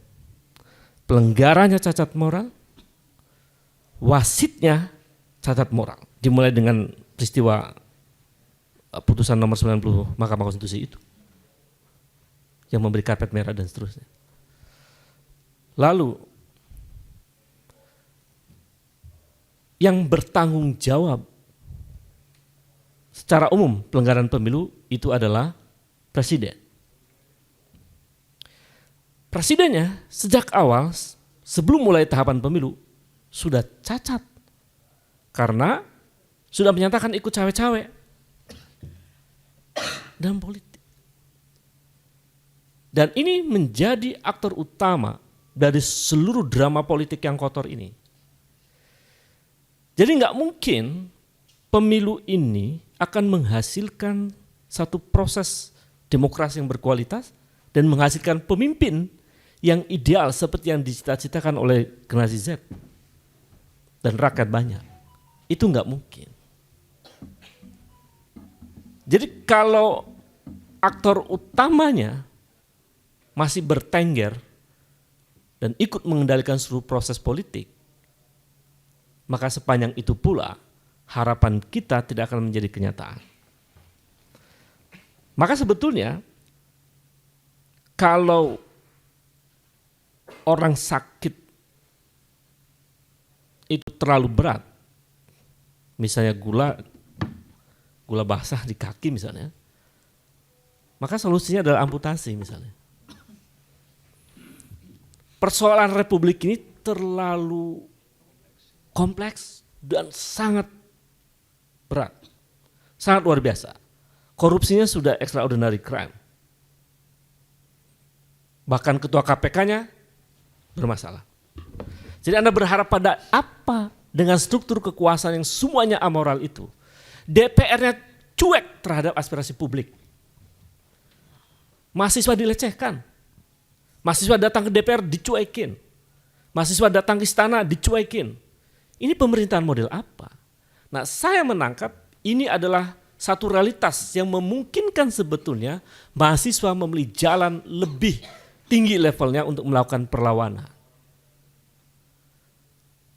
Bang, kami udah sering demonstrasi, lalu berhenti lagi. Saya kasih tahu, dalam studi-studi social movement menyebutkan bahwa sebuah gerakan sosial yang melakukan perlawanan terhadap rejim kekuasaan itu hanya mungkin dia menjatuhkan kekuasaan ketika gerakan ini memiliki soliditas yang kuat dan memiliki gagasan yang hebat, dan gerakan sosial itu militan. Nah, saya membaca prasyarat itu dalam studi sosiologi politik ada sebagian terpenuhi oleh mahasiswa dengan soliditas yang kuat, dengan gagasan-gagasan yang hebat, tapi ada prasyarat militan yang masih belum manifest. Saya membayangkan kalau ada 10.000 mahasiswa dan tidak mau pulang, bahkan tidur di jalanan MPR, dan seluruh kamera harus menyorot di situ, sehingga aparat tidak akan berani untuk mengusir mahasiswa. Hanya militansi itu sebetulnya akan memperkuat apa yang menjadi agenda penting mahasiswa untuk menyelamatkan republik ini. Jadi kalau mahasiswa mau minta, kan sebenarnya dua cara nih ya. Kan Jokowi menjadi faktor utama dari kekacauan republik ini. Solusinya pertama, dia mundur sendiri. Ya kan, lengser ke Prabon. Misalnya. Apa namanya bahasa Jawanya itu? Lengser ke Prabon. Itu bisa. Jadi kalau dia raja yang masih punya nurani, itu mundur. Dia sudah nggak layak memimpin republik ini. Sebetulnya. Dia mundur. Tapi ini nggak ada malunya. Maka ya dimundurkan. Caranya gimana? Menaikkan tingkat militansi. Dan saya yakin kalau mahasiswa solid dan bergerak semuanya, dan nggak usah pulang, lapar-lapar sama-sama, bila perlu kasih komando kepada kami, bahwa para profesor yang mengajarkan ilmu pengetahuan, kalian mengajarkan kami untuk menegakkan keadilan dan kebenaran, mengajarkan kami untuk objektivitas. Hari ini kami menuntut objektivitas kalian untuk bersama-sama mahasiswa. Jadi apa gunanya profesor kalau kemudian mereka bertengger di Menara Gading sementara derita rakyat di depan mata? Kan itu. Jadi teman-teman mahasiswa tidak sendiri. Ada dosen-dosen yang juga gelisah dan menginginkan agar bangsa ini, negara ini berjalan dipandu oleh ilmu pengetahuan. Bukan oleh kepentingan yang jorok seperti yang sekarang dipertontonkan. Jadi kami sih kepentingannya bagian negara dipandu oleh ilmu pengetahuan. Bukan oleh kepentingan jorok, bukan oleh apa saran-saran misalnya malah dukun gitu misalnya. Jadi saya kira itu, beri komando kepada kami. Kami nggak mau mengintervensi mahasiswa. Karena kan mahasiswa independen toh. Nanti kalau kami misalnya dosen, meskipun dosen kan sangat intelektual misalnya, moralis misalnya, tapi pasti ada tafsir politis kan. Nah, kami nggak, silakan mahasiswa yang memimpin. Bahwa ini adalah momentum teman-teman mahasiswa sekarang untuk mengatakan kepada dunia bahwa kami muak dengan praktek kotor demokrasi ini. Jadi kami siap di komando, Dirban. Dan kami dosen akan mungkin turun luar biasa. Ikut kita barisan. Jadi kalau teman-teman militan begitu sampai malam, dini hari langsung konferensi pers, kami memberi komando kepada seluruh kaum intelektual untuk bersama-sama kami. Saya akan datang. Saya akan datang. Jadi ya ini momentumnya, nggak ada waktu lain. Jadi pemilu itu akan menjadi berkualitas, ditata ulang, dan mungkin benar, dan kebenaran akan lebih kuat ketika pemilu tanpa Joko Widodo. Saya meyakini itu dalam tesis politik saya, bahwa dalam situasi yang kacau seperti ini, harus ada aktor utama yang harus dihentikan untuk membuat kohesivitas pemilu ini menjadi sehat. Jadi kita tidak menolak pemilu, karena menolak pemilu itu sama dengan menolak demokrasi. Tapi pemilu seperti apa yang kita inginkan dari seluruh riset politik, ya pemilu yang berkualitas. Nggak kayak gini, ini apa ya, melecehkan ilmu pengetahuan. Pelajaran semester pertama tentang demokrasi itu sudah malu melihat republik ini. Jadi dilecehkan, teman. Nah, saya merasa dilecehkan secara ilmu pengetahuannya, bukan secara pribadi. Maka caranya memang harus dipotong aktor-aktor utamanya yang membuat rusak republik ini. Dan itu, siapa yang mengambil peran utama itu? Hanya mahasiswa yang bisa menyelamatkan republik ini. Dalam situasi seperti sekarang. Karena rakyat kehilangan panduan. Ini kan kita nggak ada role model. Begitu ada mahasiswa yang sangat intelektual ini, teman-teman, dan memegang komitmen bahwa teman-teman ingin menyelamatkan republik, saya yakin semua orang akan ikut barisan mahasiswa. Saya meyakini itu. Ini silent majority sebetulnya, kehendak untuk melakukan sesuatu yang besar itu. Jangan khawatir. Saya meyakini, kami peneliti, begitu kami riset kepada masyarakat, mereka bilang, ini enggak benar mas, keadaan ini enggak benar. Kita neliti soal apa harapan masyarakat tentang pemilu, enggak ada, ini main-main semua katanya. Jadi bayangkan ada hopeless.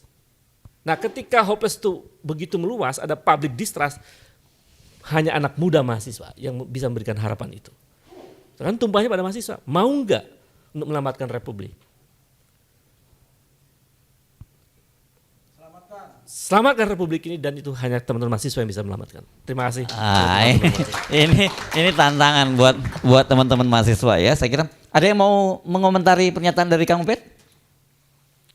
Oke, kalau nggak ada yang mau ngomentarin, saya kira kita sudah sampai di penghujung ini.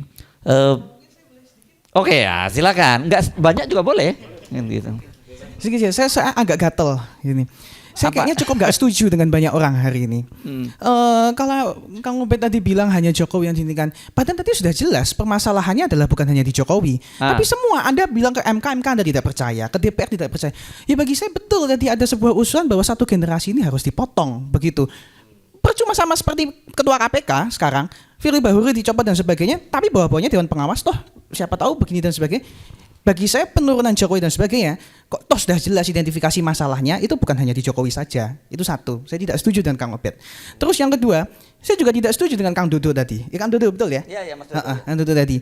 Dengan Anda melakukan uang seperti itu dan sebagainya, ya mohon maaf, itu salah satu bentuk juga sebetulnya. Makanya saya bilang, semuanya harus bersinergi.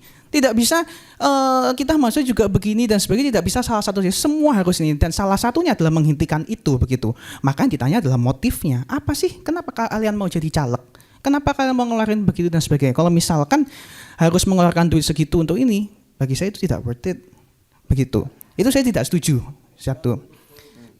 Lalu dengan keadaan seperti itu, maka itu mempertanyakan idealisme kita. Itu kan tadi secara tidak langsung itu menjustifikasi bahwa ini wajar kok, kasih jilbab, kasih ini dan sebagainya wajar kok begitu.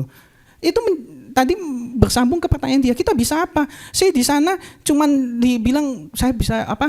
Kamu gini nih buat apa dan sebagainya. Ya jujur, mahasiswa ini cuman punya idealisme. Dan cuman itu yang bisa dipertahankan. Kalau tadi aku juga nggak setuju juga sama Gibran tadi. Wah banyak sekali saya nggak setuju nyari. Kalau misalkan kita tidak bisa menentukan standar tinggi dan sebagainya, maaf, mahasiswa itu standarnya memang tinggi. Idealisme itu doang loh yang saya punya. Saya mungkin nggak punya uang, saya mungkin nggak punya. Tapi saya cuma punya idealisme. Kalau itu dilakukan, kalau saya lakukan setiap hari saya dibahas seperti itu, saya akan tetap lakukan. Bahwa, loh iya, saya akan tetap edukasi Anda bahwa ini tidak benar kok.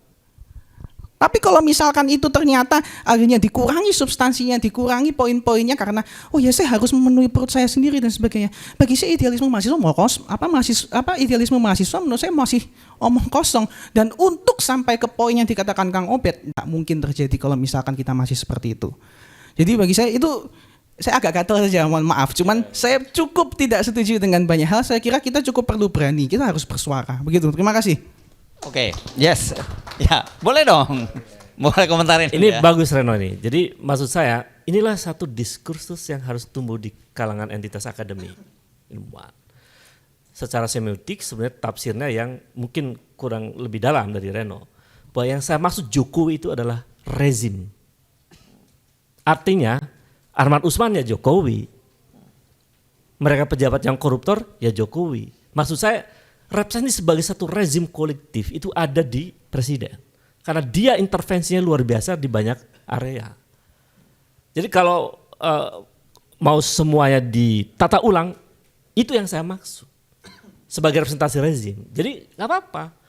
Bahwa memang persoalan kita terlalu sistemik rusaknya, ya proses sistemik itu yang harus kita lakukan. Momentumnya sekarang.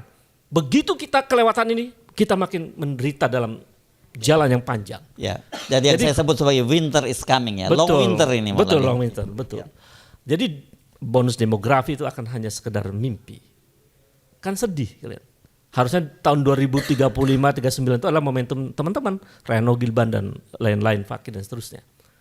Untuk bisa menjalankan republik ini dengan baik. Dan jangan, saya kasih pelajaran berharga tahun 98. Jadi ketika 98 kita berhasil menjatuhkan rezim.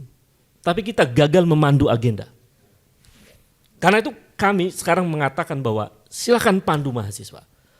Kami mau melakukan ini dan kami ingin jika kalian berkuasa ini yang kami lakukan, yang harus kamu lakukan. Jadi yang mandu mahasiswa silakan.